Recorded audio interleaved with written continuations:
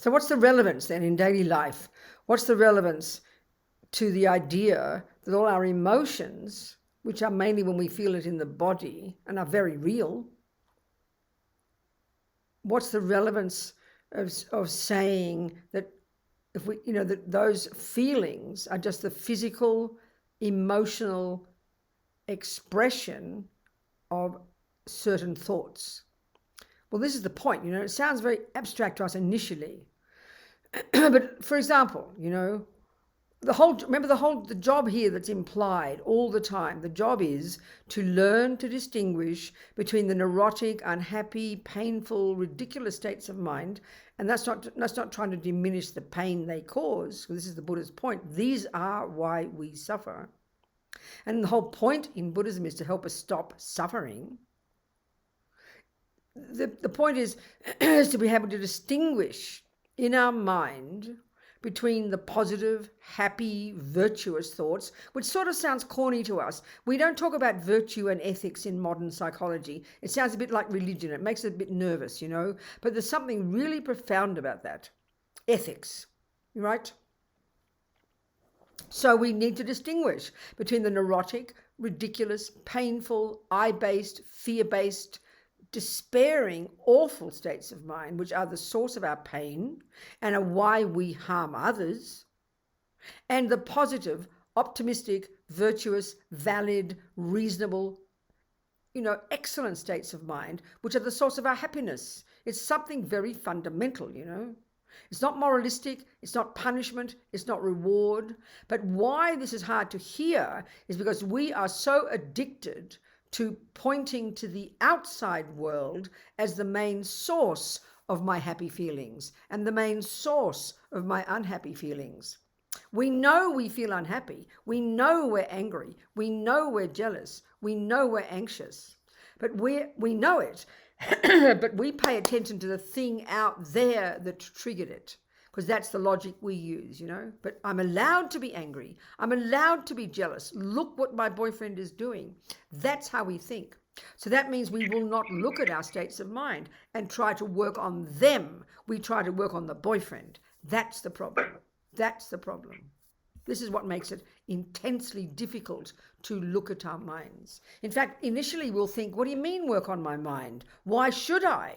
I'm allowed to be angry. Look at what my boyfriend is doing. This is the universe. This is the world. This is how we all are. Buddha says this viewpoint is deep in our bones, and he is finding kind of technical fault with it, not moralistic. He says, I'm sorry, you're right, your boyfriend is a creep. He is cheating on you. He is harming you. He's not arguing with that. But all he's saying is we can learn to work on our mind and change our experience. That's the simple point he's making. It's unbelievably hard, though. It doesn't even feel like shocking that he should even suggest we do that. This is why it's difficult.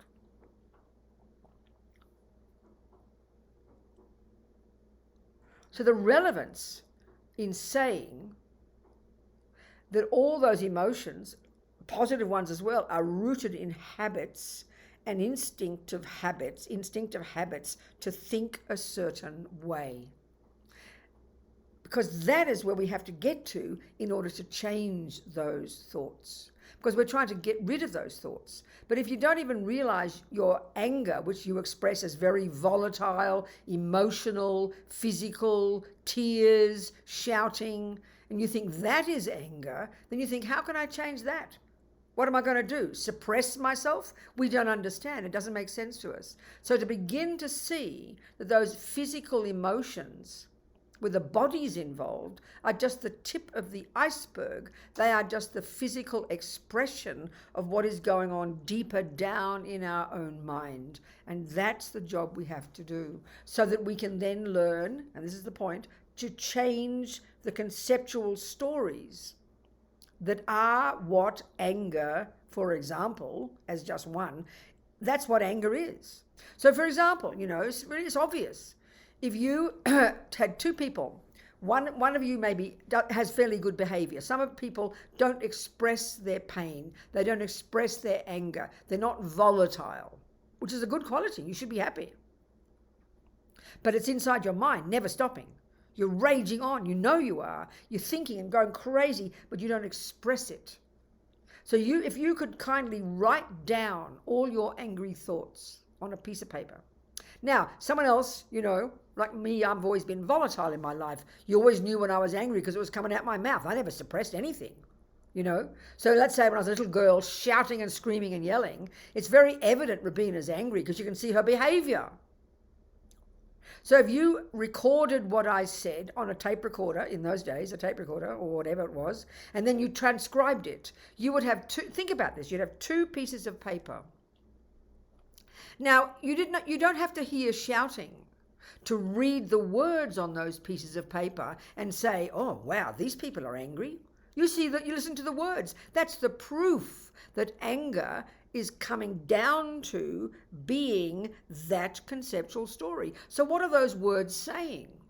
How dare he do that to me? I will kill him. He is so evil. How dare he cheat on me? I do not deserve it. I did not do anything. This is not fair. How dare he do that? And maybe even the quiet person's thoughts are even more angry than the volatile person.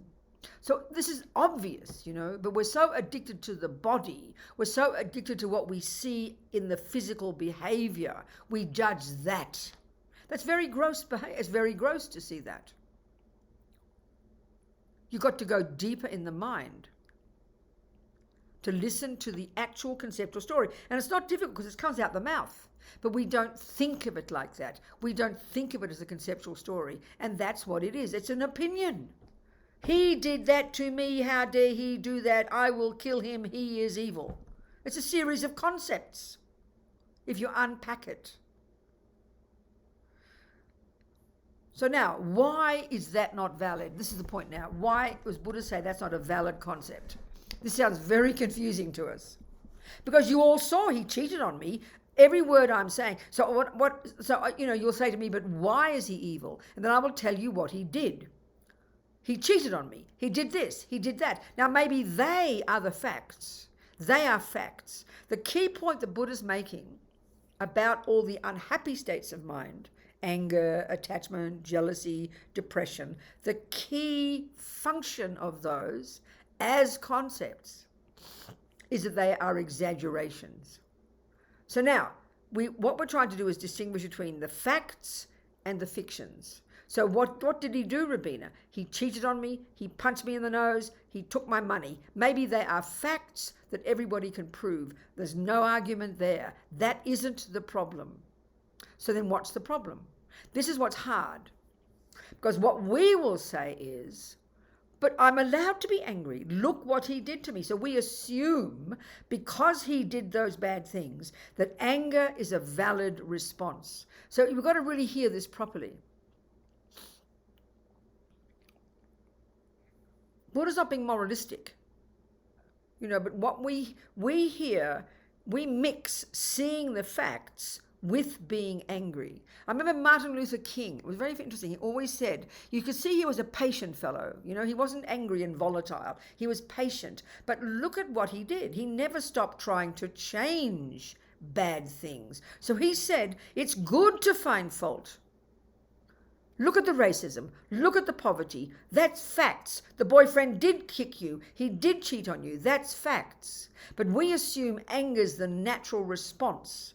And so we assume that's equal to the facts. No, that's the difference. Martin Luther King said it's good to see faults, but what he's implying is there's no point in shouting and yelling and screaming, which is what we think anger is. How dare they do that? I'm going to kill all those people. What's the point of that? He said, good to find fault, but then you say, what can I do to help? What can I do to fix it? So now, ideally, if you're trying to work on your mind using the Buddhist analysis,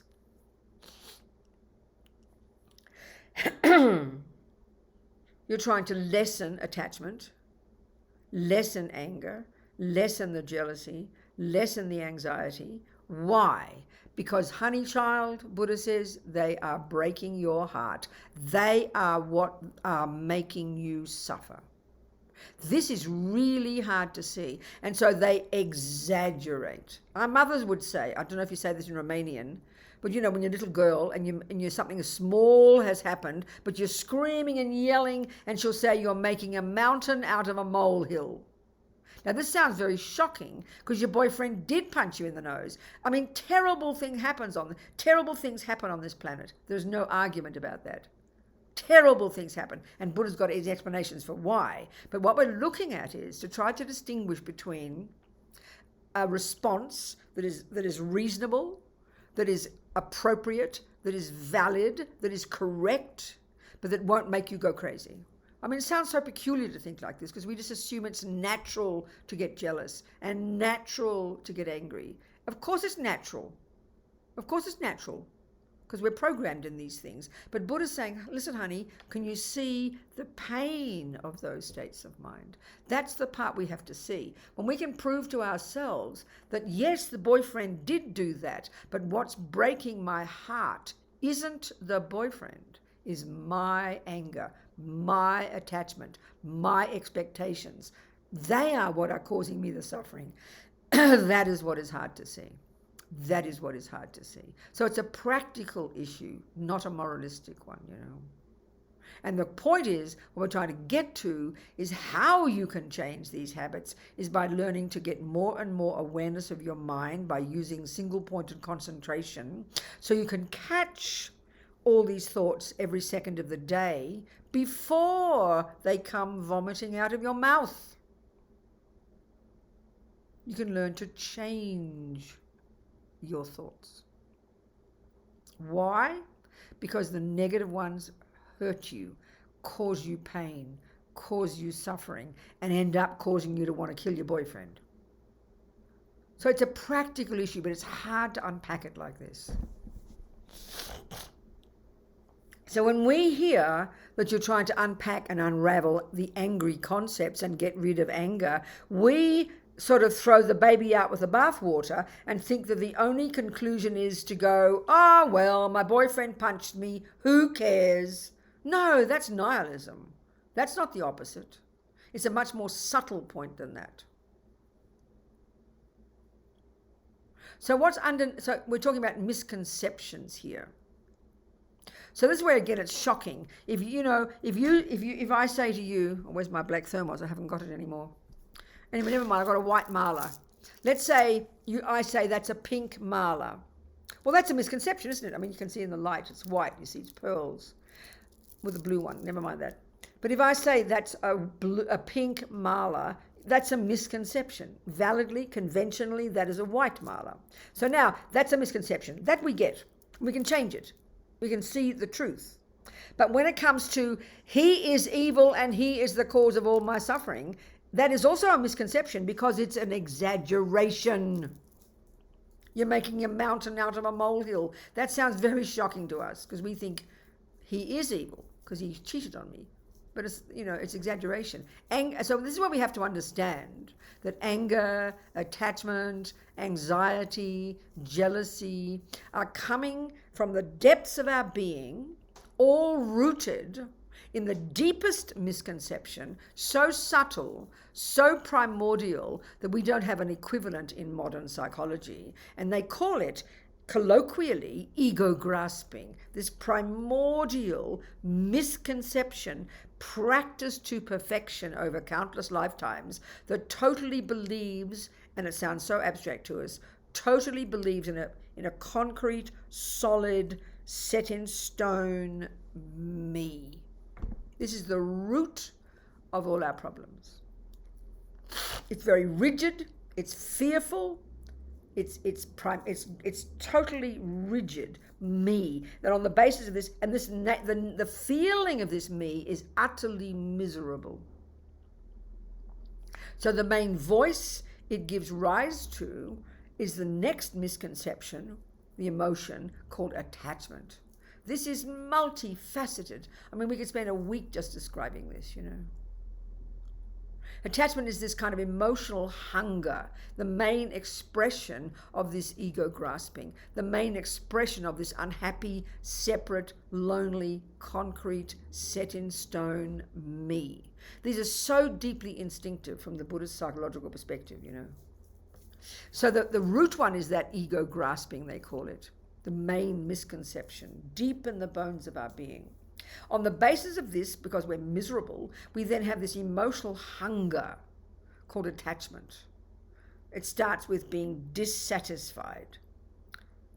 Never have enough. No matter what I get, not enough. No matter how much he tells me he loves me, not enough. And eventually, the main way it manifests in the modern life, and Lama Zopa says this is the main suffering in the modern world, this deep dissatisfaction. Not just dissatisfied with how much money I've got, not just dissatisfied with the food I get, with the weather, with all the things out there, but so dissatisfied mostly with me. And that means I am nothing. This is what we call self-hate. This is the function of attachment as a result of practicing it in the past. We come into this life with this instinctive dissatisfaction. So naturally, if you're dissatisfied with what you've got and what you are, you're looking out there for something else, aren't you? So the next level of attachment is to hanker, to crave for something. Maybe it'll be cake, maybe another boyfriend, maybe another handbag, maybe another job, maybe another country. Always something more, never stopping, hungrily looking for something. This is automatic and all the time, deep in our bones.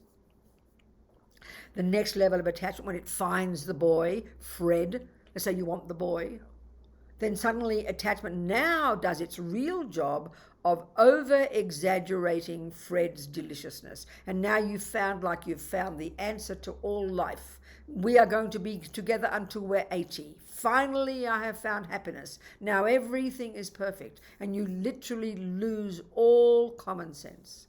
This is attachment, and we all understand this. And then because it's not realistic, this is the whole point. These are all misconceptions. They're all exaggerations. They are concepts, but we're deeply programmed with them.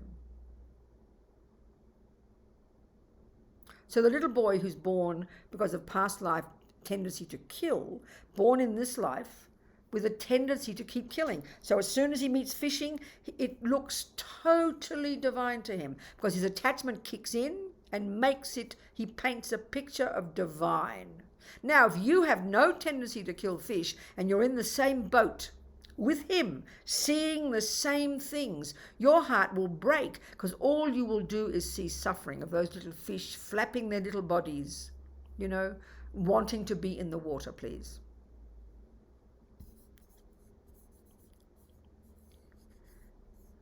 If people do private things, it's good if you take yourselves off the video. It's really distracting. Can you tell people in future, Marius or Anne?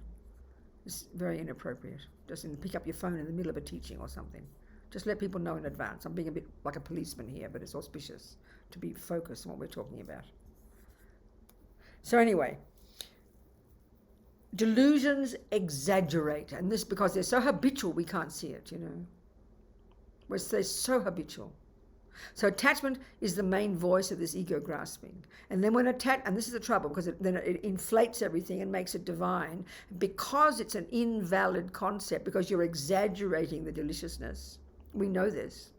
Then he starts to not do what you want. He starts to not fulfill your attachment. Then you start to get angry. Anger is the response when attachment doesn't get what it wants. And before you know it, 6 months later, now you cannot stand the sight of this person. You want to kill him. So when you had attachment, he looked divine. Now you have anger, he looks revolting. Both are extreme pictures. And we live like this, running between extreme interpretations. This is why we go crazy, But we believe that whatever we're seeing is true. This is the tragedy. As Lama Zopa says, bad enough that we have these exaggerations, but the worst part is that we believe the stories they tell us. This is the work we have to do. It's very subtle and very amazing. So we're going up and down like yo-yos, happy one day, suffering the rest. And the energy that drives it, apart from the ego grasping, which is the root one, the energy that drives this up and down is attachment, always emotionally hungry, always wanting something more. And the deepest attachment of all, more than sex and drugs and rock and roll and everything else, the deepest attachment of all, the deepest emotional hunger, is the craving for other people to like us, to approve of us. This is so deep. Your mother doesn't teach you this. It's the function of ego grasping to feel like you're half a person. That's the tragedy of ego. You're like a half a person, so you have to become a whole person. You need another person to show you by smiling at you, wow, I must be okay. Why do we need to rely upon someone else? You have to ask that question. That's the tragedy. That's the irony of ego, This is the source of our suffering, and they're all misconceptions that are packaged with intense emotion because the habit is so strong.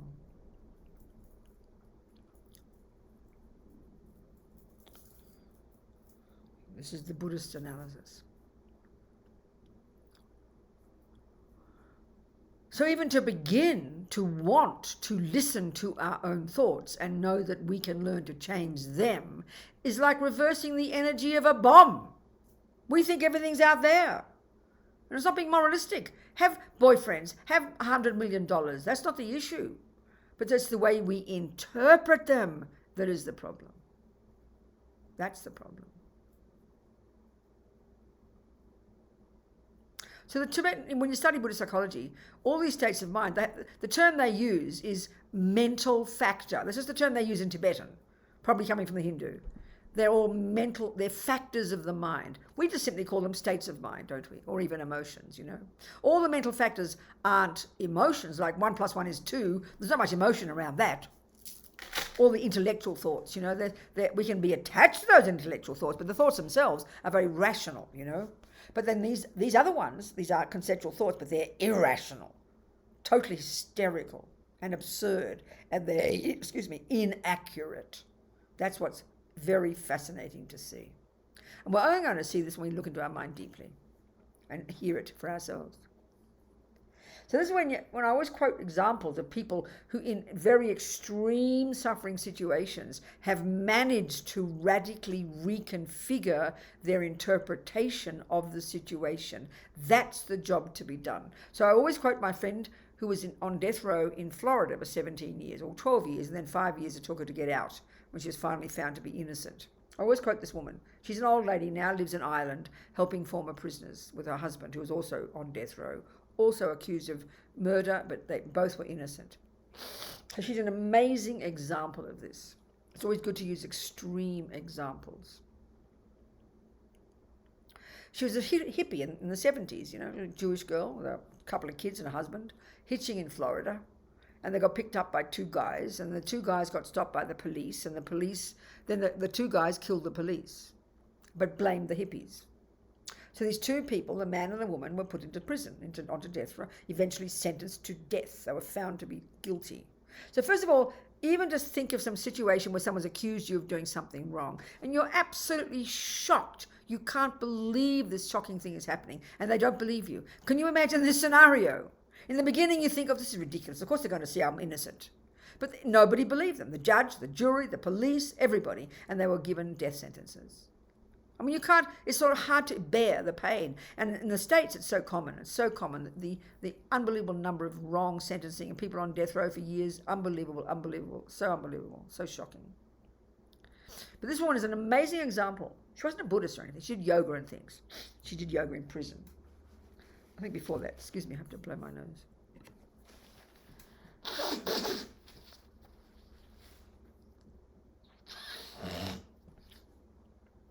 Okay, so,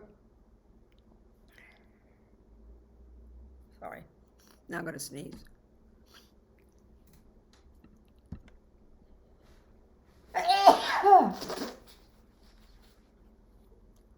So what happened was, she wrote a memoir, then she's out of prison now, and I've met her, and I want my bodhicitta trust support, so gives a bit of money every month for the work she's doing. She's so amazing. But she's a classic, unbelievable, extreme example of this work that we're trying to all do. She's not a Buddhist, like I said. It's just she got born with these tendencies. She had this amazing, I call it emotional intelligence, that she could see that she could do this. That she said, I realized I had a choice about how to respond to this. I had a choice about how, these are my words for it, how to interpret this situation. She was completely innocent. her children were given to her grandparents, her own parents, to take care of. The parents died in a car accident, so the children got lost to the state. Her husband finally got executed. He's innocent too. She went to the execution. His head burst into flames. I mean, you can't imagine nightmare after nightmare after nightmare. And all this period, I mean, the suffering you can't imagine, the torture inside her. But what I'm getting at is she had this ability to know. She said, I knew I had the choice. One time she said, at some point I realized I couldn't change anything, but they couldn't take my mind from me. So she even said one time, I decided I'm not a prisoner, I'm a monk. I'm not in a cell, I'm in a cave. So that's so extreme, you know. She had the power. She said she was living in solitary confinement for years with just a Bible. And she had to learn to organize her life, to be disciplined, to do times to meditate, to do time to do yoga. She just had to work with her own mind. Not, in other words, this is what's so incredible, so admirable, not just sink into the nightmare of the rage, the despair, the hopelessness, the blame, the craziness, which is the typical thing we mostly do, why we go mad. What do you think mental illness is? When bad things happen, sometimes we literally lose our mind. One guy I read about at the same time, also on death row, also innocent.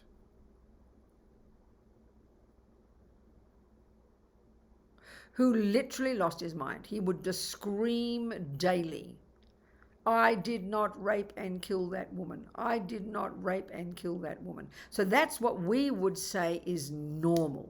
No one believes you. You know you're innocent, so we just go mad. So what do you call those states of mind? Anger. I mean, what else, you know? It's just all of these stories in the mind. So naturally, we feel when some terrible thing like that happens, it seems a very weird idea to think that you should change your mind. What are you talking about? Look what they did to me.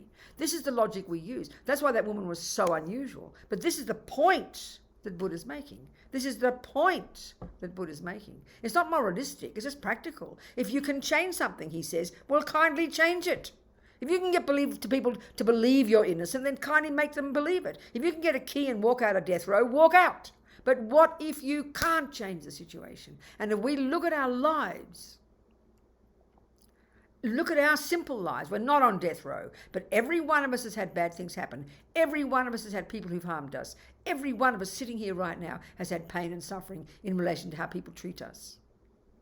And we can see we can't get them to change their mind, no matter how hard we try. So we bash our heads against brick walls.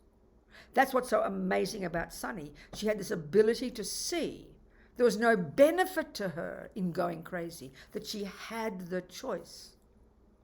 I mean, this is so courageous. You can't believe it. But this is what Buddhist practice is. She's not a Buddhist, so it's like clear Buddha doesn't own this stuff, but is pretty good at it. That's the point of being a Buddhist. This is the essence of what practice is. And it's the hardest job we'll ever do. And who is the beneficiary of this? We are. This is the whole point. It's not being a holy person and you'll get praised. Nothing to do with that. It's for your own damn benefit. Who was the beneficiary of Sunny changing her mind? She was.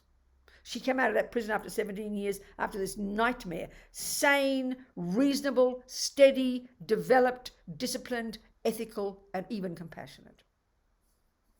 The other guy lost his brain completely and went mad.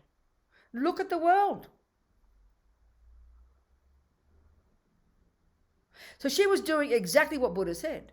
She didn't even think of it as Buddhism. She obviously had the karmic tendencies from doing it in the past. She was able to see that these emotions, which is the tip of the iceberg, were driven by all these conceptual stories. She was able to change the way she interpreted this scenario. I am not a prisoner. I'm a monk. She said like this. I'm not in a cell. I'm in a cave. She made herself see it differently. This is profound. And it's not moralistic. It's not like, she's so holy. No, it's practical psychology. And who is the beneficiary? Keep remembering this. The only reason to do this is to make yourself happy. The only reason to do this is make yourself happy. The only reason to do this is make yourself happy. That's it. And stop suffering. That's it. And then you're capable of doing some things like getting out there, as Martin Luther King said, get out there and try and change the world. This doesn't mean you just sit back and go, oh, well, he's harming me, let him harm me. No. You become sane and sensible yourself, and then you can help others. It's the hardest job we'll ever do. This is why you study Buddhist psychology. This is why you learn to see that these emotions are just the tip of the iceberg and that they're driven by these conceptual stories. And that's what you change, the conceptual elaboration. You change the interpretation of the environment like she did. There's a whole level of practice in Buddhism, in the Mahayana approach, that's called transforming problems into happiness. You're doing exactly this. Exactly. And you are the beneficiary. It's not holy. It's not being a saint.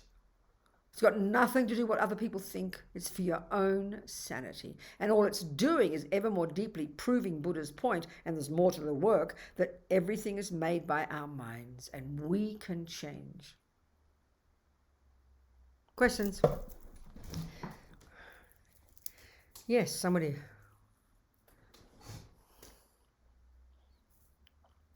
Nobody. Hello. Hello. I have a question. Who is I? Which I is it? Unmute. I'm trying to see your face. Who is We asking? can't hear you. Oh. Okay. Who's the person talking? Here, Lauren. Okay, good. Florin, talk again. I understand why this woman had to change her perspective. It's a defense mechanisms. A lot of people going through trauma do this so they can, as you say, be sane. But isn't it a bit extreme to do that, or is this just an extreme example? So what would be a really good point? No, it's a good point, Florin. What would be the option? What would be the what should she do if you didn't do that? What would be the option? What would be and that's the point. What would be the option? Accept her situation, but so stop there. So you don't think she was accepting her situation? That's exactly what she was doing.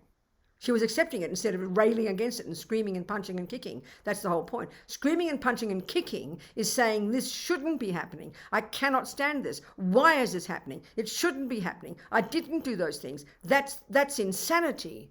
That is fantasy. That's madness. But that's what we all do. But she actually accepted her situation. So saying I'm not in a prison, that's just a way of speaking it. But she said I had the choice to think differently. It's not a defense mechanism, it's intelligence.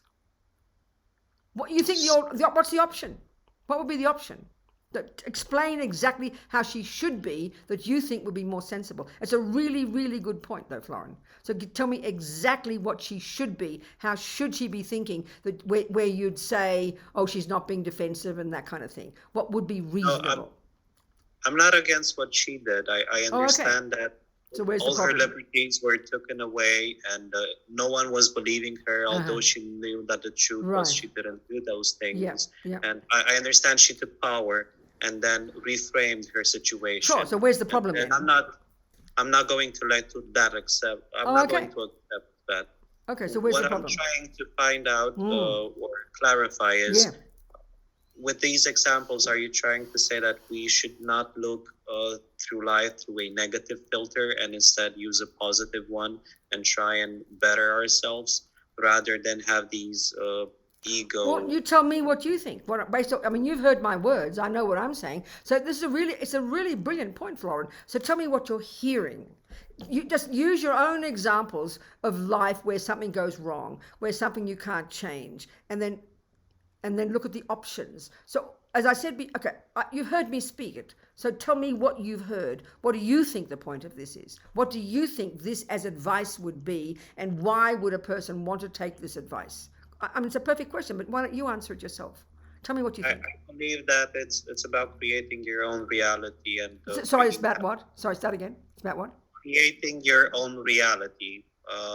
Reframing reality to your advantage. To your advantage. To do what? But to advantage to be what? To be happy, right?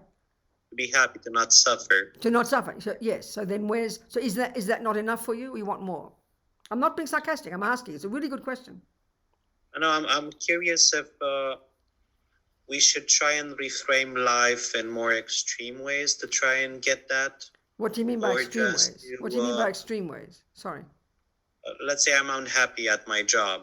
Okay, a good point. Okay, so you're doing a job and you're not happy. So not happy means that this is using Buddha's analysis, your attachment is not getting what it wants. Attachment, we haven't talked enough about it. I don't know what you know about attachment, but it's this primordial emotional hunger that is very neurotic, but we think it's normal, that always wants something to be nice. It can only bear the nice things. So the millisecond the nice thing doesn't come, the unkind boss, the boring colleague, the boring tasks, then aversion arises automatically. A strong expression of aversion is anger. A milder expression of aversion is irritation, upset, frustrated. So that's very common. So yeah, your job is not satisfying. Your job is not happy. So then, good. Now, question. Sure. So I'm unhappy at my job, but Yep. I don't have children, but let's say I have children Yep. that depend on me. I can't change my job because I have a lot of debt. Yep. It's hard. It's a risk. I can't put my family through Exactly. Perfect. Yep. that. Indeed, it's my attachment is to be doing what I love and be course. happy all the time, but that's not possible. That's Right. attachment. That's it. Should I try as a way of tackling it to try and reframe my situations, start telling myself that I actually love what I'm doing? No, you don't. You see, no, you're suggesting that approach is like writing another fantasy. It's not. It's, you see, this is what's underpinning this whole approach, Florin, is that actually nothing has an intrinsic nature as this or that. That's why we can reframe it. And but because of ego grasping, that is a very concrete state of mind. And when we're very angry, we say with absolute concrete certainty, it is bad. That's the suffering, is the concreteness. When you loosen the grip a little bit and see it from another perspective, you don't just make a fantasy, oh, it's the most perfect job in the world. That's stupid. You simply learn to see good things about the job that will actually make you more happy. That's all that woman did in prison. As desperate as she was, she tried to see the advantages to herself. So it's not just making up a fantasy, it's literally nothing is set in stone. When you've got that ability, which Sunny had, you can see it from another point of view. That's the essence of Buddha's wisdom. And when we're stuck in a concrete view, we're set in stone. So if your mind's very rigid and you hate your job and it is a creepy job, then let's say Andrada there says, well, sweetheart, you could leave the job. No, can't do that, not possible, I cannot possibly leave my job. Well then, sweetheart, you could change your view of the job. No, it's an ugly job. So in other words, we live our lives like that. We're not saying you're afraid, because sometimes it is true you can't change your job, but we don't believe we can change our situation, and we don't believe we can change our minds. We might as well be in prison, Andrada. Look at the suffering relationships. I mean, this is not against men when I say this, but it's a typical number on the planet. The UN something or other says it, that more than 40% of all female people on the planet who get murdered are murdered by the bloke in the same bed. And this is what I'm talking about. When the victim mind, the way using Buddha's analysis, the victim mind, which is what we all are until we start becoming conscious, is I'm hopeless, I'm nothing, I'm nobody, the world is the cause of my suffering, the world is the cause of my happiness, and I can change nothing. I can't change me and I can't change it. So we're just completely hopeless. So the person who's in a victim relationship where the person's abusing her daily, neither does she believe that she can get out of the relationship, even though no one's holding her prisoner, and she also doesn't believe she can reframe it and look at it differently. That's what most of our suffering is. That's the nightmare. So the miracle is, if you can change it, honey child, walk out of that job and have the courage to know you can find another one, or reframe it. And again, this is not moralistic, it's not making a fantasy, it's a practical solution to keep yourself sane, because you've got the choice to do that, because your mind is yours. As Sunny said, they couldn't take my mind from me. Okay. Do you understand? So not necessarily create a fantasy world, but rather than not. No, that's foolishness. I mean, if she really believed she was in Tibet in a cave, she's hallucinating. It's just an analogy. Then that's madness. Maybe it'll keep you sane living in a fantasy. Some people have to do that because they go mad for reality. It's knowing we can, and this is the real point that's implied here, Florin, is this deeper view in Buddhism, that the wisdom teachings, that where finally nothing has an intrinsic nature, but when our minds are very concrete, we're stuck in this. It is this. It is this. We can't see any space around it. Do you understand? I understand. Yeah, okay, good. Yes. Thank you. It's a really important point. Thank you so much. Thank you as well. Okay, thank you. Anybody else, please? Very good points. Yes, I'd like to ask, what was the name of the book that Sunny wrote, please? I don't remember, but her name is Sunny Jacobs. Thank you. And she's got a website, the Sunny Project or something. Yeah, she's got a website and the work she's doing in Ireland now with, Sunny Jacobs. Good. Who else? Anybody else? Any other points? May I say something? Absolutely, about Philip. Please, Philip. Yeah, I'm just trying to say my opinion, which I think it might be helpful to Florin's confusion. No, Philip, before you talk, I'm not going to be, I might sound rude to you. I don't want you to make a commentary. I don't want you to give advice to Florin. That's not your job. That's my job. I'd like you to ask a question. So I'm being a bit blunt, perhaps. Why don't you ask a question, Philip? That might be more helpful. All right. So thank you. Isn't this more, not so much about reframing, but more like dropping all the frames and seeing things as they are? It's just another way of pushing. No, that's another way of saying. It's another way of saying what I said. They're exactly the same meaning. That if you take away, if you drop the nonsense framing, the angry, the fear, that you drop those, then you are in touch with reality. That's exactly right. You are exactly right, Philip. It's a different way of putting it. Exactly right. Yeah. It's another way of saying the same thing.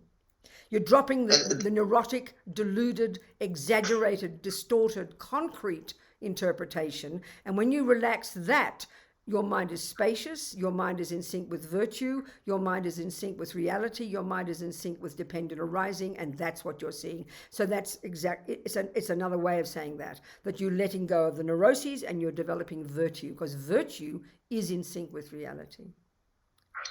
Do you understand? So basically, if we're stepping out of that conceptual framework, you're saying that there is sort of an intrinsically, benevolent and, a well-being that's intrinsic to reality? Well, they're not the words I'm using. I hear your words. So using the words I'm using in the way that I study Buddhism, from my lamas and how they talk, that we have the mind has, and this is where we look into the more technical side of what the mind consists of, the mental consciousness. We've got 3 categories of states of mind, all these 3 categories of concepts. Those that are neurotic, misconceptions, deluded, painful, the ones we've been talking about. They have no basis in reality. Then we've got the virtues: love, kindness, empathy, intelligence, generosity, forgiveness. They are in sync with reality. And the reality we're talking here is dependent arising. That if everything's interdependent. When we're caught up in the ego's voices, the mind is rigid, set in stone, and living in hell. When our minds are more caught up in love and compassion and empathy and virtue, our minds are spacious and are sort of are caught up in interdependence. That's the way of putting it. And eventually, when you realize emptiness and you cut all semblance of the neurotic self, then you're really in touch with reality. Then you are definitely in sync with reality. Are we communicating? Thank you. Thank you so much. Yeah, thank you. Thank you so much. Thank you so much. What else, people? Good points. There's just, you see it from, I can tell from Philip how he's talking. He's reading different literature, He's reading different teachers. Different Buddhists write in different ways, speak in different ways. Or even spiritual practitioners speak in different ways. I can understand. Yeah, sort of. That's right, isn't it? I said, yeah, sort of, yeah. That's right, yeah. So anyway, people, any more questions, sweethearts? Yeah. I just got lost. Sorry. I was hearing everybody and I kind of analyzed it myself and I got lost. When you say create your own reality, it's kind of I didn't say that. I never said that. Just creating reality in the sense that your mind, if you're in a bad situation and you make the best of it, I got lost because I'm sorry, I think I misspoke. My Spanish brain is activated, so I'm confusing everything. So what's the question, darling? What's the question? Ask the question. When people tell you create your own reality, I don't know about those words. I didn't use those words. You can use those if you like, but you have to explain to me what you mean by that. I don't know what you're saying. I mean, you hear a lot. You try to make a good, better situation if you create your own reality, or keep thinking things that are maybe you can't see them, but you want them to become true. I don't know about all that. That's not what I'm talking about. But if that's what you're talking about, that's fine. So ask your question. I'm not trying to be. It's just helpful if you say your words as a question, then I can grab hold of it somehow and understand what you're saying, Alexandra. I guess that my question is, at one point, is that even healthy, or you just stop working on yourself to be in somewhere else? I don't know what those words are, not none of which. No, I'm saying none of those words. And with respect, I want to be very sincere with our communication. I don't understand your point, darling. So maybe if you want to say it another way, or think about it and ask me a question in another way, because I can hear your words, but I can't get hold of them and understand the meaning behind them. Because what you're suggesting is not what I'm suggesting, so I don't know what to say about what you're suggesting. I got confused. I know that, darling. So then, okay, go on, keep talking. It's okay, keep talking.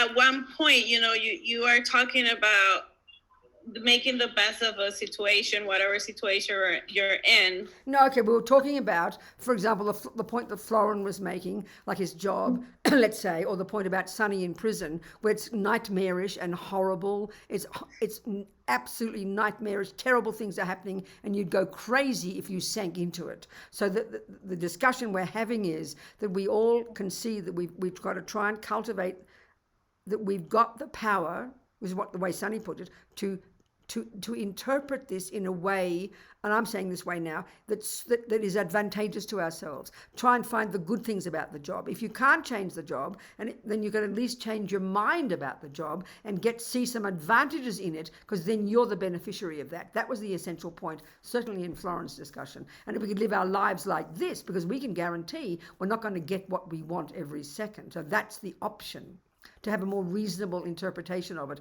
That's the point. So then what's your question on the basis of that, sweetheart? I guess that if I see that something is bothering so much, wouldn't it be like a good opportunity to reflect on that instead of trying to go the other way and changing the mind or ignoring the problem, or no? I don't understand that point. Say it a different way, sweetheart. Why don't you give it as a very simple example, like Florin's example of his job, that helps it bring down to earth. So give a really simple example. Then we can be nuts and bolts about it. It's very helpful. Go on. If I hold on. Go on, sweetheart. What are you saying? If I am upset with, let's say I have problems with my boss, common problem. Okay, your boss is doing something, so let's use the Buddhist analysis. Your attachment isn't getting what you want, and anger is arising. You're getting irritated or angry, yeah? That's the example? Yeah. Good. Now, What's your question? Would that be a good place to reflect and change what you're feeling? And that's the point. That's all we're talking about. That's all we're talking about, right there. So, but the point is this, though, Alexandra. The first point has to be this. Do I really want this job? I mean, this is the point that Florin made. You've got to come to, like it's the same in a relationship. This is my point before, when you see so many suffering relationships, romantic relationships, when we're so in the victim mode, which is how we all are before we become conscious, we don't even realize we could change the relationship. We don't even realize that actually one of my options is get the hell out of here. I'm going to leave this maniac. Most people, we just stay stuck and we go back like a moth to a flame. There's no awareness. So not only do we then not know we can change the relationship, we don't even know we could reflect on it and change our mind about it. This is the point. So it might be appropriate to leave that job. It might be appropriate to leave that relationship. I mean, that's the first thing to do. If you really think this relationship is a nightmare, we've got to take responsibility, become accountable, stop being so scared, and realize, why am I living like this? This is insane. You don't have to work on your mind. First, the very first one is have the power to say, I am leaving. I'm out of here, baby. Goodbye. That is a very powerful thing to do. Now, normally, that's when we leave relationships, but it's only out of anger, and you blame the boyfriend, and then you get another relationship, and then you hate him, and you blame him. That's not the point. If you can't handle the situation, situation, then you make an intelligent decision to leave it. But if you can handle it and you think there's something worthwhile in this relationship, then you do the job of reflecting on it and change your view about it. So it's levels of practice. You understand? It's what we're capable of, darling. It's becoming conscious and becoming accountable and knowing that we can learn not to be victims of circumstances, that we can learn to be in charge of our lives. That's the broader point. You with me? That makes sense, doesn't it? Yeah. Thank you, Alexandra. What else, people? Yeah, that's the thing. It's nothing wrong with, just hang on, there's nothing wrong with changing a job, nothing wrong with changing a relationship. I mean, part of our problem in our Christian culture, where marriage is meant to be until you die, we have this very strong guilt about broken relationships. From the Buddhist perspective, when the karma is finished between you and the person, please, for God's sake, what's the point of hanging on? Leave. It's really intelligent, but we can't even do that. We just sit there paralyzed. We can't change the relationship and we can't see anything good about it. That's how most people live, and no wonder we all go mad. It is heartbreaking, you know. Yes, Shula. Hi, I'm Shula. Hi, Venerable. Yes. If a couple is at the beginning of a romantic relationship, what can they do to avoid the trap of attachment? I know.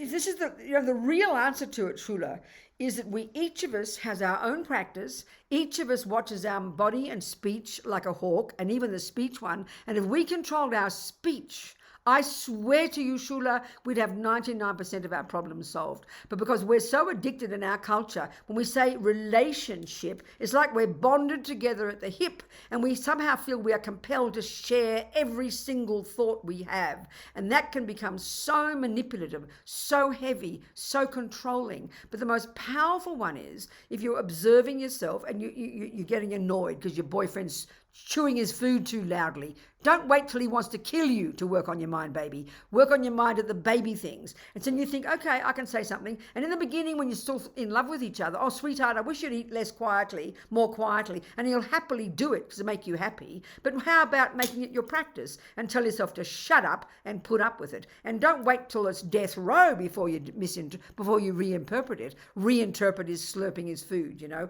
That if you did this every day, you wouldn't need to have, in-depth, painful sharing conversations and fights and yelling and screaming. You'd be both working on your own minds. This is the ideal. I don't mean you don't have to be saints, but if we worked on our speech first, observed our mind, changed our mind about the small things, and started to have this patience, humility, and realize that this boyfriend isn't just there to fulfill my needs, which is what attachment thinks. He's got his own life, he's got his own style, his own ways, to give each other space. That's the ideal. I mean, that is the real ideal. And then if we do have to talk things through, you're going to have enough common sense to actually listen to each other. But mostly attachment and aversion just run the show. We go mad, you know. Do you understand? Yes, thank you, Venerable. It's a minefield. My goodness, it's a minefield, I tell you. Yes. I've been working on my speech for a long time now because I was in the habit of being very sarcastic. There you go. And speaking my mind. Yes. And for about a year now, I've been really focusing on that. And you can see a difference. I think I'm getting there, not there yet. But it's a profound difference, isn't it? Oh, definitely, yes. I mean, I always use the example of my family. We've got 7 siblings. I'm not saying I will say we're saints, but I can really see the power of this one. It's quite remarkable, actually. We don't often think like this in our culture, you know. So I know with families, we're very close in age. My mother had 8 babies in 9 years, so we're really close in age. And we're kind of all very volatile and bossy people, and 6 sisters and a brother. And then as we got in, we'd fight and yell and scream at home because we're all close together, living in this, sharing beds because we were poor. So it's very volatile, very intense. But we all loved each other. So then we all had our own lives. We'd come back at Christmas and we'd fight, we'd yell. And then when I'm on the phone to Polly, we'd criticise Janet. I'm on the phone to Julie, I'd criticise Judy. It's just what families do, you know. And that's all just speech. The bond between us was strong. So over these years, certainly from my side, being a Buddhist, but also, I mean, all my sisters got good morality, good ethics, my brother, good people, basically. But especially the example of one other sister. And now it's something, it's sort of an unspoken agreement, probably maybe the last 20, 30 years. Unspoken agreement that we do not talk about each other behind backs, and we do not talk about things to each other where we have big disagreements and we have many fundamental views that are very different. So it's not just, so therefore when we're together, we're we have such harmony. It's marvelous to see it. We consciously rejoice in each other's qualities. We're not that together that often, but we genuinely rejoice in each other's qualities. We do not say bad words, so we don't fight. So it's a really sweet feeling between us, and it's really quite profound. We just don't think it's so important, but it's huge in families. Look at the divisions in families. Everybody talks behind backs. Everybody at work talks behind backs. Everybody in Buddhist centers talks behind backs. It's one of the worst things people do that creates the worst disharmony, and that's just speech. I mean, we don't go around raping and killing too many people. We don't even think speech is important in our culture. But the difference, I see it in our family, it's quite remarkable. It's very powerful, people. That's not even your mind yet. That's just your speech. We don't think it's important in our culture. It's very interesting. It's a good point, Shula. Thank you. Who else, people? What else? Any other questions?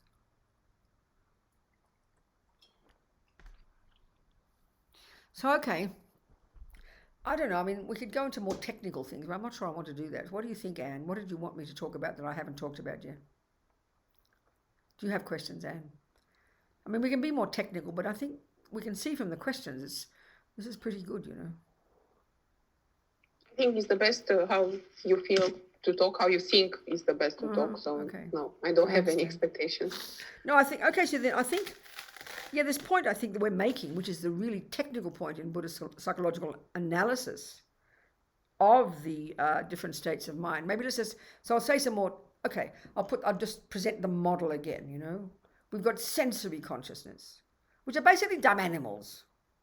The sensory consciousnesses have this very limited capacity for cognition. Okay, there's a certain other points I'll bring in now. It's more technical, but it's very, very experiential. Okay, you've got the senses, forget them. Then you've got the mental consciousness. So on the basis of everything our eyes see, our ears hear, our tongue tastes, our tactile experiences, we then respond, don't we? This is the point, isn't it? We respond instantly. There's a sound that you find appealing because of habit. Wow, that beautiful sound. And then what happens? So there's different components in the mind all working at the moment, and I'll explain. We've got the sensory for a start. The eyes see a certain shape and color. The ear consciousness hears a certain sound. Because of the programming in my mind of having listened to jazz, Miles Davis, trumpet, I've developed this kind of big story in my mind. And don't criticize stories because we live at this level. There's valid stories as well. We're not just chucking out stories. Don't be nihilistic.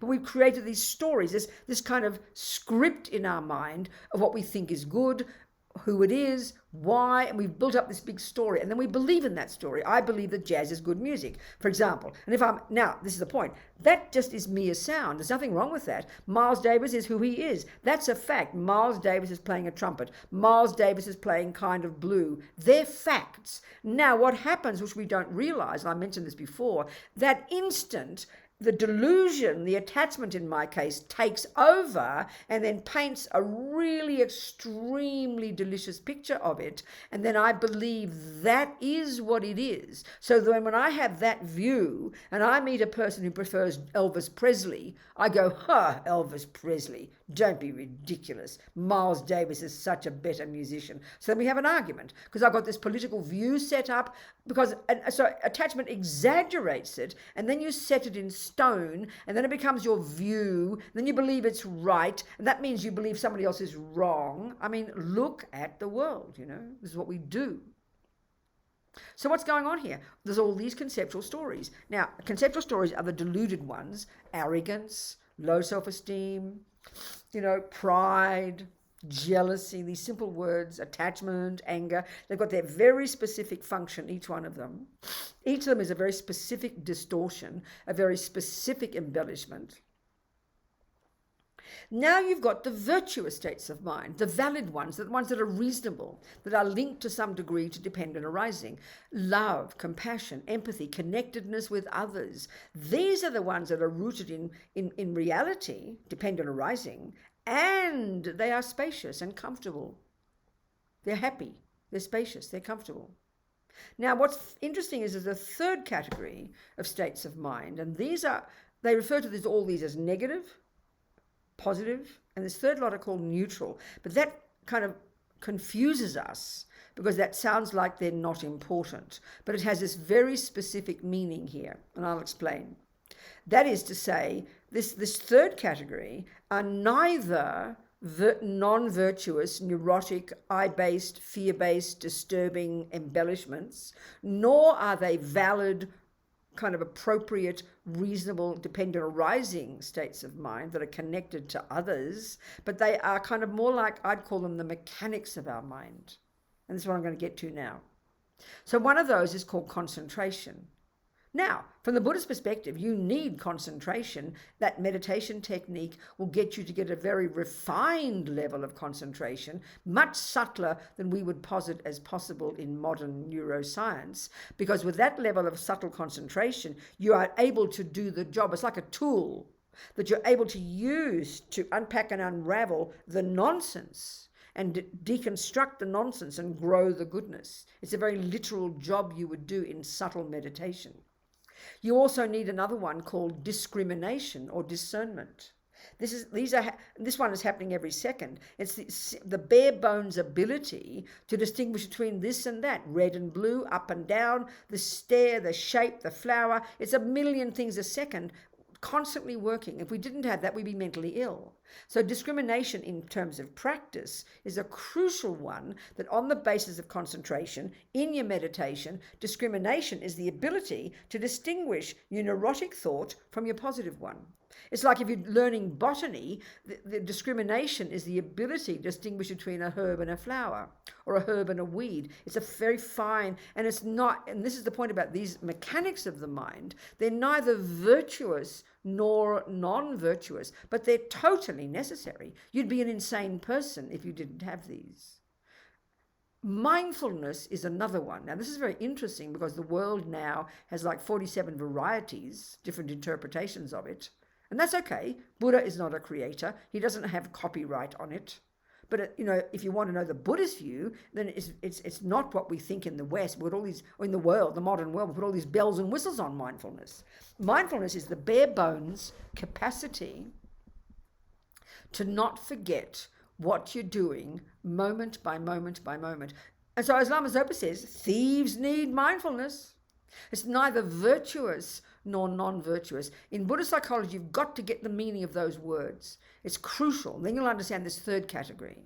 So whether you're a murderer or a meditator, you need mindfulness, you need concentration, you need discrimination. If you're a sniper, you need really good discrimination, otherwise you'll kill the wrong person. So that in that sense, they're neither virtuous nor non-virtuous, but they're totally necessary. They're crucial states of mind, and they need to be developed. So there's a really refined understanding of the contents of our mind.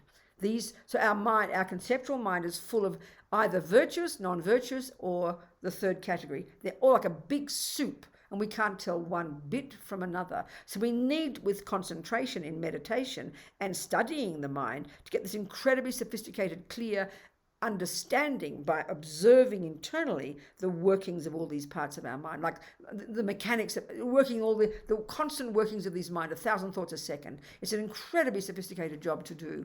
This is the job we need to do eventually, So now my point I'm getting to now is this, one very interesting point.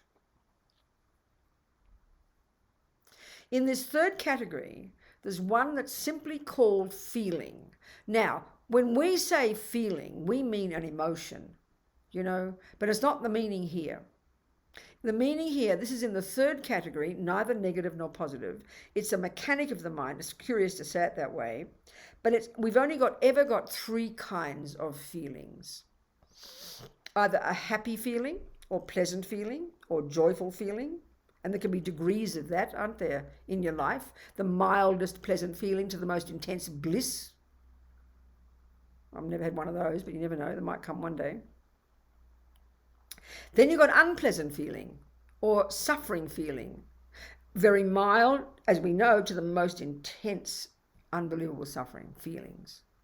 And then the third category are simply called neutral feelings, neither pleasant nor unpleasant. Well, for these purposes here, let's forget those, okay? So basically, if you check your life and check the lives of all beings, we spend our lives trying to get pleasant feelings, isn't it? Which is called happiness. And trying to avoid unpleasant feelings, which is called suffering. Now, our problem, Buddha says, he says we're never going to find it the way we are in analysing the world now. Because we are, number one, we are convinced that happy feelings, pleasant feelings, are what we get when attachment gets what it wants. The right sound, the right taste, the right smell, the right weather, the right boyfriend, whatever it is, millisecond by millisecond by millisecond. And the fact of the matter is, technically, it is true when you get that cake and it meets your tongue, you will experience a pleasant feeling. When when you have contact with Fred, definitely you will experience a pleasant feeling. Buddha is not arguing with it. But this is where we have to understand the Four Noble Truths and the different levels of suffering the Buddha talks about. The very first level of suffering is called the suffering of suffering. Now, we all get that. That's when the bad things happen. And basically using this analysis, what we call suffering is when attachment doesn't get what it wants. Because that instantly arises very unpleasant feelings, and then instantaneously anger kicks in. So there's three things going on. One, the karmic seed from the past ripens and you meet Fred. And Fred's kind to you because that's due to your past virtue. So the karmic seed ripens and Fred is there being kind to you. So straight away, and that's good to be kind, nothing wrong with that, but straight away your attachment, this little emotional hunger in here, it gets what it wants. So then instantly, pleasant feelings are driven. Instantly, pleasant feelings are triggered. Instantly, pleasant feelings are triggered. And then the attachment in your... So pleasant feeling is in the neutral category. And then attachment in the negative category, because you're needy and hungry, over-exaggerates Fred's deliciousness and paints a lovely picture of Fred that you then believe is the real Fred. But in its nature, all of the delusions exaggerate. So the more the pleasant feeling upon contact with Fred, or the chocolate cake, either way, the more the pleasant feeling, because instantly, due to past habit, chocolate cake is there, it's imprinted in you, the habit. Instantaneously, pleasant feeling arises. That's called happiness. And what we want is pleasant feelings. Next instant, almost in the same millisecond, the negative state of mind called attachment, the emotional hunger, kicks in and makes the cake look way more divine than it really is. And this is how we live our lives. So we assume chocolate cake is the main cause of that pleasant feeling. And because attachment makes it look so divine, then you can't stop thinking about it. You keep trying to get the cake again, or you keep trying to get Fred again. And of course the logic is you don't know how to get a pleasant feeling without contacting Fred, without contacting chocolate cake. This is what Buddha means by samsara. So pleasant feeling, which is called happiness, we are so addicted to believing that Fred is the main cause of those pleasant feelings, or the chocolate cake is the main cause of those pleasant feelings, that we think they're the same. We almost think the pleasant feeling is Fred. We believe so completely Fred is the main cause that when you see me happy, having some pleasant feelings, Robina, tell me about your pleasant feelings. Tell me about your happiness. And what I will do is I won't describe my happy feelings. I wouldn't even know how to. I will describe Fred. Because as far as I'm concerned, happiness is like in Fred's veins, along with his blood. I believe he is the cause of happiness. I even believe he is happiness. So we are addicted to the outside. So the feeling of happiness is completely fine. That's not a delusion.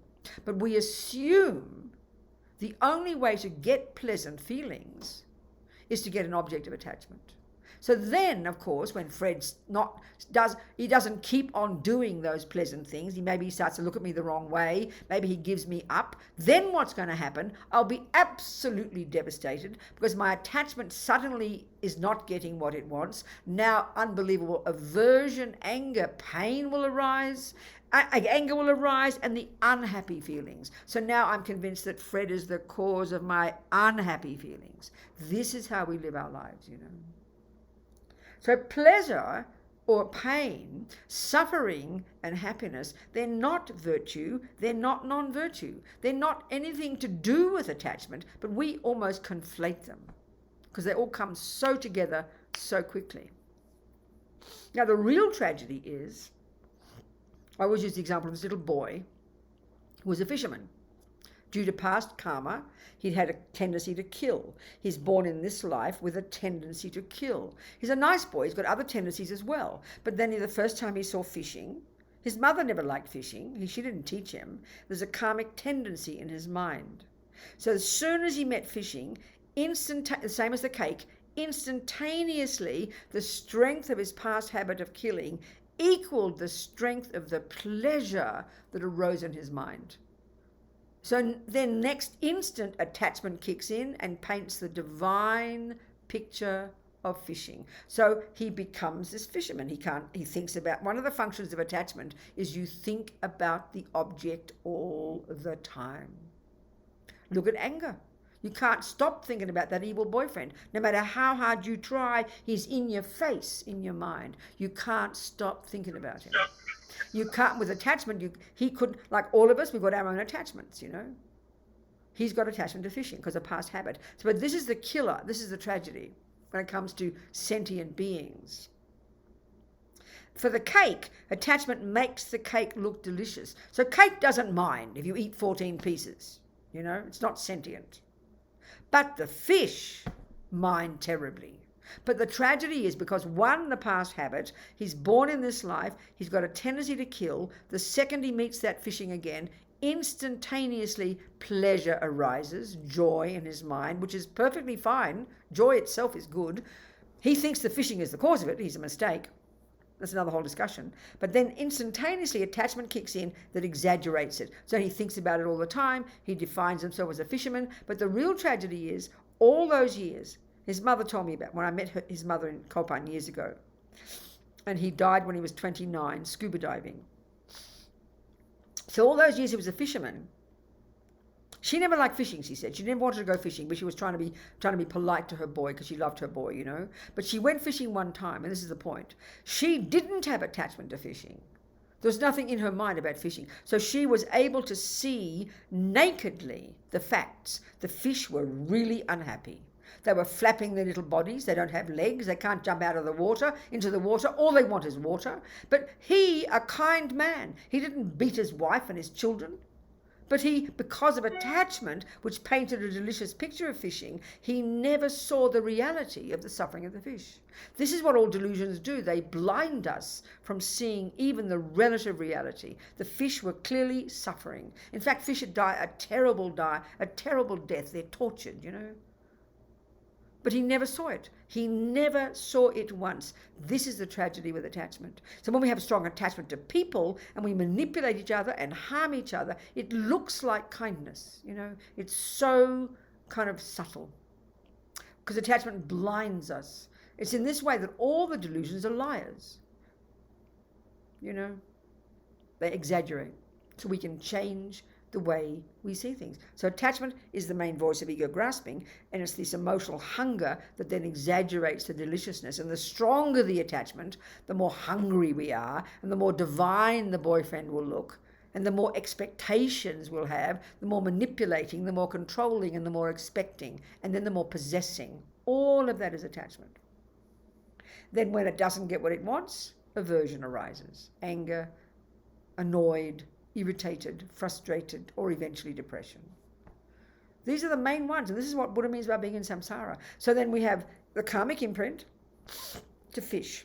The stronger the imprint, the stronger the habit, the more delicious the feeling. The feeling comes, and we are junkies for good feelings. We desperately want good feelings. The soon as the happy feelings come, the logic is that fishing must cause it. Then attachment makes it look divine, so he can't stop thinking about it. So he logically deduces that killing fish is the cause of his happiness. Well, the Buddha would suggest that killing fish is not cool because they don't like being harmed. It's a brutal death, and everything you think and do and say leaves imprints in your mind that create the cause to keep doing that, and eventually to have that done to you. This is how he talks about the suffering of samsara, So we have to analyze our minds. So feeling is simply nothing wrong with happy feeling. And the fact is this: fishing is not the main cause of those happy feelings. Cake is not the main cause of those happy feelings. Fred is not the main cause of those happy feelings. The fishing and Fred and the cake are merely catalysts that trigger a seed in your mind from your past virtue that will ripen as a pleasant feeling. It's quite a technical point. So this is the technology of samsara, how we create samsara. This is Buddha's analysis, It's quite precise, and it needs to be unpacked so we can reconfigure the way we see the world, because Buddha says we're leading ourselves up garden paths. We think we're getting more happiness, and all we're doing is getting more suffering, because we're interpreting things wrongly. This is what he says. What do you think, people? 10 more minutes to go, so ask me some questions before we finish today. Hi, I have a question too. Good, darling. I was wondering, so in order to renounce suffering, we have to get rid of attachments, because happiness from attachments, it's a short-term happiness. It's not exiting from samsara. And I was wondering, how can we use mindfulness to get rid of attachment exactly? Okay. How can we use it as a tool? I understand. Good, Andrada. So first of all, we're not, to be precise, and I can't think quite which word you said, but we're not trying to get rid of attachments. And we mean by that, no doubt you're attached to Florin. I don't know, maybe you're not, maybe you are, but let's pretend you are, like you're attached to your baby or your dog or your money in the bank or whatever. Attachment isn't the object. Attachment is the attitude in the mind, just to be clear for all of us, that over-exaggerates the deliciousness of the object, that then causes us to possess it, then causes us to feel we won't be happy if we don't have it, blah, blah, blah. So we are trying to give up attachment. So there's different levels of practice, aren't there, Florin? The very first level of practice, like junior school, is we have to watch our body and speech like a hawk, practice the mindfulness every day, watch the mind like a hawk, try not to just, mainly controlling the servants of our mind. This is one of the major ones, like I mentioned before about the body and the speech.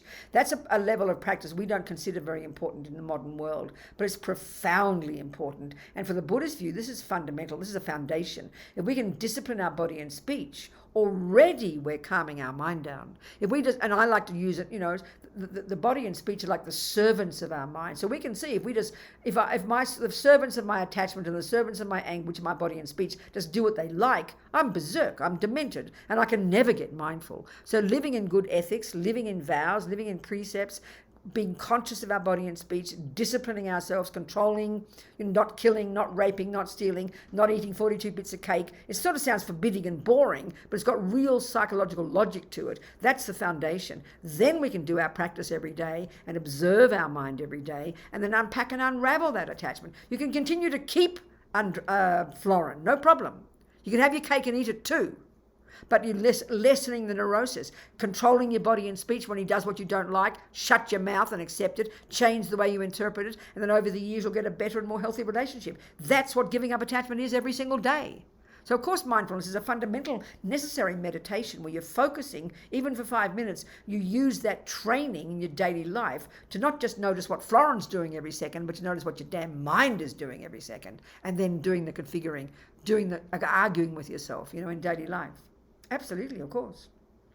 And then you add compassion to the mix, and you can even not just be less attached and less angry, you'll be more loving and more compassionate. Wow. Are we communicating? Can I ask a follow-up question? Yeah, go on.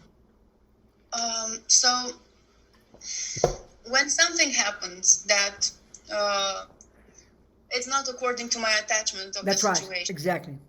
If we are using the example, Florin does something that doesn't like to my attachment. Exactly. an emotion arises. That can be anger, disappointment, or anything else.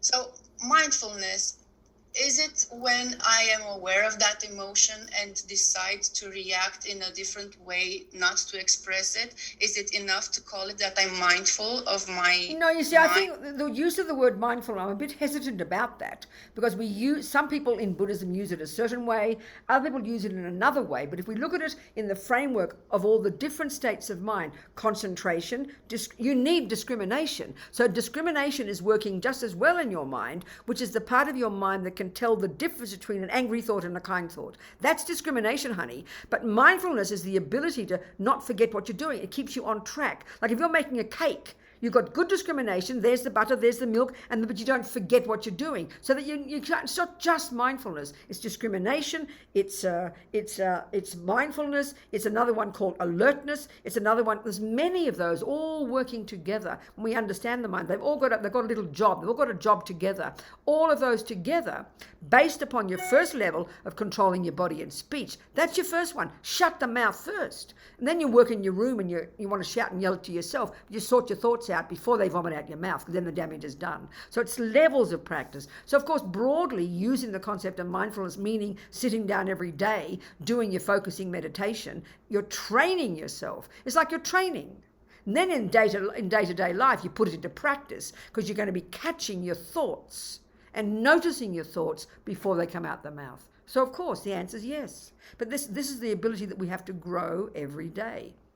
Instead of fixating only on what he does all the time, which is what we do, and then only noticing the emotion when it's coming out your mouth, or you're shaking or crying, that's when it's too late. We've got to notice before the emotion gets there. That's the benefit of practice, a little bit of practice every day. Are we communicating? Yes. Good, sure. darling. Wonderful. Thank you so much. It's a gradual process. This is a very technical, gradual process. Yes, Patricia. Thank you for this. This is my first exposure in Buddhism. Good Lord. So I come from a spiritual background. I've really appreciated this. This is I wanted to share with you and get your opinion on a practice that I've been taking on for a number of years now. And that is anchoring to the feeling of gratitude in the heart. Yes. And as much as I can all day long. Amazing. And what I've found is it has actually stopped me from reacting. There you go. It has curtailed the speech. Mm-hmm. It has born in me sort of an equanimity of feeling. Mm-hmm. I think that neutral zone that you're talking about is what I'm experiencing. I understand. And scientifically, they're talking about heart coherence. And so by anchoring to the feeling of gratitude in the heart, that biologically, that heart coherence is calming the mind. It's actually just, I understand. So I would really love your opinion on that and how it fits with Buddhist tradition. No, it's really helpful. It's really interesting that there's an analogy that a bird needs two wings, wisdom and compassion. So the discussion we're having here, as you can see, it's sort of like quite precise and technical and analytical. Do you understand that? And it's describing a certain process. But there's also the compassion wing, and they are exactly what you're talking about. Some of us have different tendencies, So the compassion wing is simply going to the heart, being patient, being loving, being kind, the way you described it, whatever. But it's the compassion side, and that has as much power, and for some people even more, because it's more. It's the method exactly as you said. It stops you from being attached. You give up anger. I mean, many of us are that kind of person. I can think of people I know who are just naturally kind and loving. That's their practice. They would not talk all these words that I'm saying. Their action, their practice is loving kindness, and whatever method you use, that's exactly that. So each of them has their own function. Sometimes, as a Buddhist, one might do more of one. Sometimes you might do more of the other. But in the end, they both lead you to the development of these two aspects of yourself. Absolutely perfect. You found a method that works, Patricia. It's amazing. And you can see it exactly. I mean, you just take anybody. I can think of, I think like just right now, for example, one person emailed me for advice, and she's in the situation of being alone in her house with COVID-19. It's not criticizing anybody, but she's completely depressed, completely angry, so unhappy. I'm no good. I'm ugly. I'm hopeless. I'm pathetic. Nobody loves me. There's no one out there. I've got no money. I've got no job. really, really suffering. Another person I know in exactly the same situation who's totally heart, helps other people, and she's beaming from ear to ear, you know. So it's easy to say things like this, but you can see it's, you know, and that person, if she wants to change her mind, for me to say to her, well, try and be more loving and kind and do what you said, when you're overwhelmed by your own pain, you can't hear that. So the best I can do is, well, I said to her, well, tell me some of your good qualities. I wanted her even to state some of her own good qualities, you know. For about 3 sentences, she said a couple of good qualities, but the rest of the 6 paragraphs are all about the negative ones again.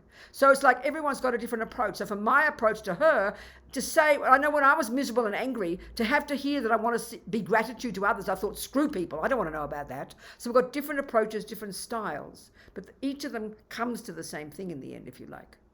I don't know, are we communicating, Patricia? Yes. So it sounds perfect. Your methods are perfect, you know. Yes, thank you very much. Wonderful. Thank you so much. But all the things you're hearing here, are they kind of interesting, nevertheless? This approach, this discussion of the analysis of our contents of our mind. Absolutely, they are. And, okay. There's good. a lot. I mean, I can see how it all fits together. Yeah, there you go. That's right. Thank you, Patricia. So kind. Well, you sweetheart people, it's time to go home again. Gone like a dream, our 3 hours. So when's our next date, Anne?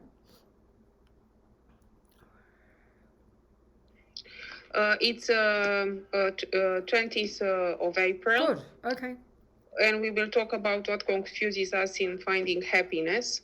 Okay. Well, we're sort of the same topic as today, but we'll take an angle on it. Maybe we'll take the compassion side. I remember something, Patricia, was very nice. When I first heard the teachings, these Buddhist teachings, when I first became a Buddhist, I remember hearing, when you hear all the teachings about the levels of compassion that we are capable of, it almost, I mean, I was a Catholic, it sounded like turning into a saint. It just felt too high for me, you understand? And all the teachings are there, and all these techniques are there, they're all there. This is in the so-called Bodhisattva path, that we are capable of these, but it almost seemed like too high. I couldn't handle it. But I remember the Dalai Lama said, suddenly it gave me an understanding of it. It gave me a way to get it. He said, if you want to benefit others, practice compassion. If you want to benefit yourself, practice compassion. And in a way, that's exactly what you're saying. By you opening your heart, you are benefiting yourself. And we should never be apologetic about that. It's powerful, you know. Do you understand, Patricia? It's an interesting point, isn't it? So thank you, people. Thank you, darlings, very much. And I'll sing a little tiny prayer again just to finish. And this one is, may this amazing view, this bodhisattva aspect of what they call compassion, this attitude, bodhicitta, the Sanskrit word, is just referring to this kind of paradigm shift in the mind that they all say we can accomplish eventually when we're full of love and compassion for others, and we've subdued the nonsense, and we're blissful and joyful ourselves, which is the consequence, that we now have made this paradigm shift where we only want to be of benefit to others, you know. So may this amazing attitude grow and grow in the hearts of all. I'll just sing it in Tibetan, very short. Jang chob sem chog rinpoche, ma ke panam ke gyochig, ke pa nyampa me pa yang, gong ne gong du pelba shog. Gewa di nyudo dag, lama sange drubgyone, drowa chikyang malupa, dei sala gapa shog. Okay, people. Thank you, sweetheart.